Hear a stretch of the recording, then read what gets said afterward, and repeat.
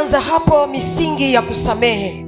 Hauna uchaguzi wa kukosewa, ama kwa bahati mbaya ama kwa kusudi, ni lazima utaumizwa tu. Yesu mwenyewe alikuwa ni Mungu, lakini bado alikosewa. Hata na wewe uliyemwamini Kristo hauna uchaguzi kwamba sasa nimeokoka, kwamba sitaumizwa, ama kwa kupenda ama kwa kutokupenda. Kuna maisha unapitia kwa sababu kuna mtu bado umemshikilia, haujamsamehe. Katika misingi ambayo mwanadamu unatakiwa utambue ni kuishi katika msingi wa msamaha.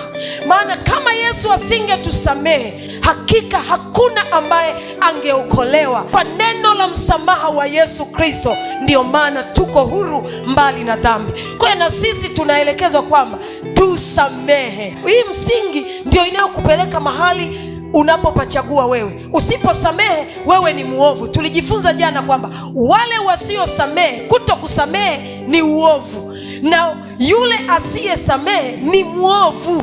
Kwa hiyo usiposamehe, Mungu anakuhesabu kwamba wewe ni muovu, na ukisamehe, basi wewe umetakaswa. Mambo 5 katika mchakato wa kusamehe. Jambo la kwanza, jiambie wewe mwenyewe, jiambie na amua kusamehe. Haijalishi amenikosea kwa namna gani, haijalishi. Jamani, msamaha unaleta amani katika moyo. Kama hautasamehe, Mungu hata kusamehe na wewe makosa, hata utubu. Wewe unaenda kumwambia Mungu akusamehe, lakini Mungu anakuangalia, naona na wewe kuna mtu hujamsamehe. Unapofanya tendo la msamaha, umeamua kujifananisha na Yesu. Ili ufanane na Kristo, lazima uishi maisha ya msamaha.